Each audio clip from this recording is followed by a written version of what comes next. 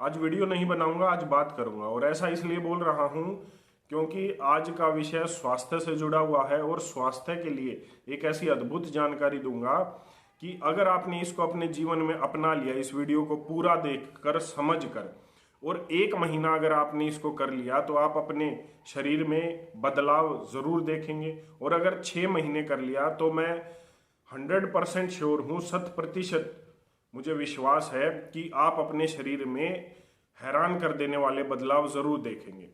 स्वास्थ्य के ऊपर चर्चा करेंगे। हम सभी जानते हैं हमारे शरीर का हर एक अंग महत्वपूर्ण है और एक दूसरे से जुड़ा हुआ है। कभी भी किसी भी डॉक्टर के पास अगर आपको कोई भी बीमारी हुई होगी तो आप गए होंगे, तो डॉक्टर एक बार आपका मुंह खुलवाकर जरूर देखता है। ऐसा इसलिए होता है क्योंकि हमारा जो मुख है वो mirror of the general health of our body होता है। मतलब हमारे मुंह से एक आइडिया हो जाता है कि हमारी जो शरीर की जनरल हेल्थ है, स्वास्थ्य कैसा है। इसका मतलब हमारे मुंह में कुछ ऐसा है कि वो पूरी बॉडी से कहीं ना कहीं कनेक्ट जरूर करता है। आज जो जानकारी दूंगा उसके दोनों पहलुओं पर बात करूंगा, मॉडर्न साइंस भी, आधुनिक विज्ञान भी और आयुर्वेद के ऊपर भी। मेरे पास फैक्ट्स हैं, रिसर्चेज हैं, उनके ऊपर बात करेंगे। पहले बात करेंगे आधुनिक विज्ञान की, मॉडर्न मेडिकल साइंस की, क्योंकि उसका नाम सुनकर हमारे कान जल्दी खड़े हो जाते हैं। एनसीबीआई एक बहुत बड़ी संस्था है, उसकी एक जर्नल है, journal of traditional and complementary medicine. इस जर्नल में एक आर्टिकल छपा था जिसमें यह बताया गया कि आयुर्वेद के अनुसार अगर शरीर की 30 गंभीर बीमारियों से बचना है और हमें अपने मुंह की बीमारियों से बचना है, डेंटल प्रॉब्लम से बचना है, तो आयुर्वेद में एक क्रिया आती है गंडूस क्रिया, जिसको ऑयल पुलिंग थेरेपी भी बोलते हैं मॉडर्न मेडिकल साइंस की लैंग्वेज में।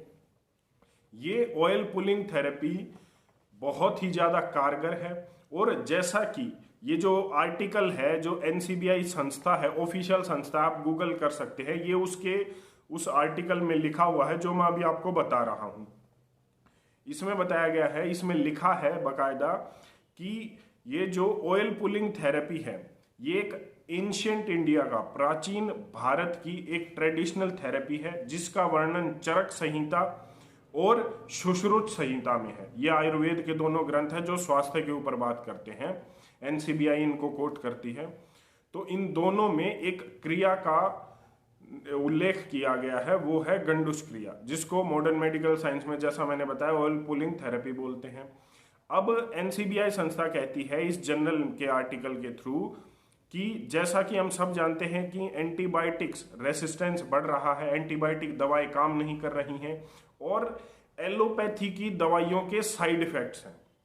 तो इन सभी को सोचकर, देखकर, ये जो प्राचीन भारत की ये जो ऑयल पुलिंग थेरेपी है ये बड़ी कारगर है बीमारियों से बचाने के लिए और शरीर को डिटॉक्सिफाई करने के लिए। अब ये क्रिया होती क्या है, इसको करते कैसे हैं, कब करते हैं, इन सब चीजों पर बात करेंगे। ऑयल पुलिंग थेरेपी सबसे पहले तो होती क्या है।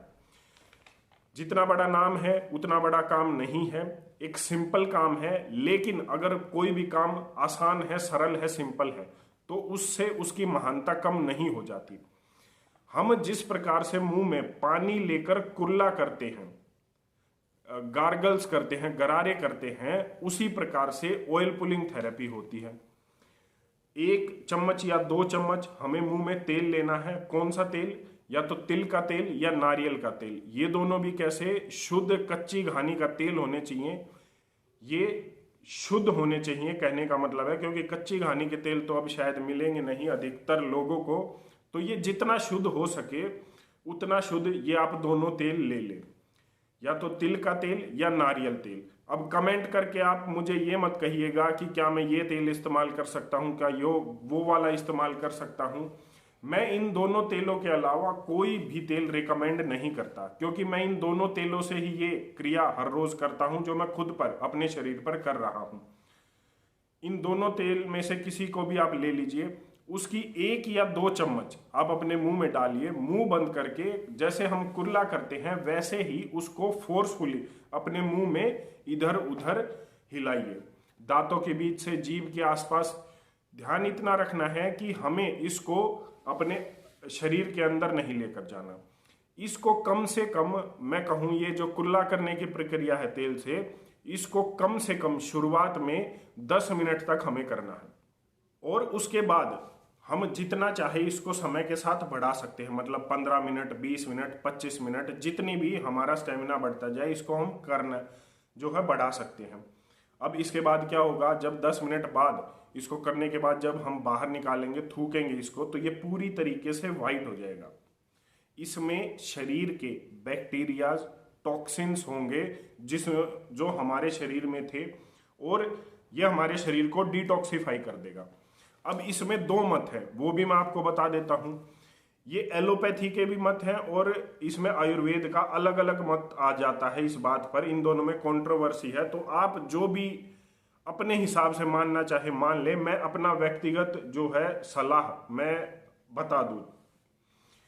इसमें जो आयुर्वेद कहता है वो ये कहता है कि इस गंडुस क्रिया से, इस ऑयल पुलिंग थेरेपी से हमारे पूरे शरीर के टॉक्सिन्स जो हैं इसमें आ जाते हैं, क्योंकि हमारी जो जीभ होती है इसकी नर्व्स और आर्टरीज पूरे शरीर में, मतलब मेन ऑर्गन से जुड़ी होती हैं डायरेक्टली। तो उससे क्या होता है, जो हमारा ये जो मुंह में हम तेल लेते हैं वो पूरे शरीर से टॉक्सिन्स को खींच लेता है। ये आयुर्वेद के अनुसार है। एलोपैथी इसमें कहती है कि जो हमारी जीभ होती है उसकी जो मेम्ब्रेन होती है वो सेमी परमिएबल मेम्ब्रेन नहीं होती है, तो इसका इतना ज्यादा प्रभाव हमारे अन्य शरीर के ऑर्गन्स पर नहीं है जितना मुंह के ऊपर है। ये कंट्रोवर्सी है, लेकिन मेरा ये मानना है कि अगर चरक संहिता और सुश्रुत संहिता में ये कहीं ना कहीं लिखा हुआ है तो इसका कोई ना कोई मतलब जरूर है, और कुछ ना कुछ ये जरूर करती है हमारे शरीर से टॉक्सिन्स, चाहे कम ही मात्रा में क्यों न निकाले, निकालती जरूर है। आयुर्वेद के अनुसार इस क्रिया को 2 तरीके से किया जा सकता है, मैं वो भी आपको बता देता हूं।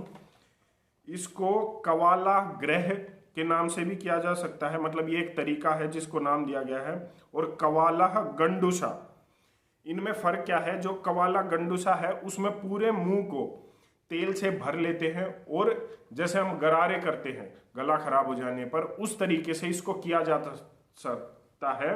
क्योंकि जब मुंह पूरा तेल से भरा होगा तो हम उसको फोर्सफुली अपने मुंह में इधर उधर उस तेल को नहीं हिला सकते।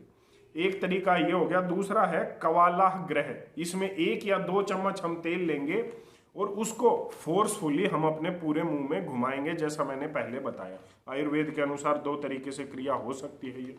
मैं एक 2 बात दोबारा से रिपीट कर दूं कि एक चीज जिसका ध्यान रखना है वो ये कि ये तेल जो हमने ऑयल पुलिंग के लिए इस्तेमाल किया है मुंह में, वो कभी भी हमें अंदर नहीं लेकर जाना है, वो हमेशा बाहर थूकना है, बाहर फेंकना है।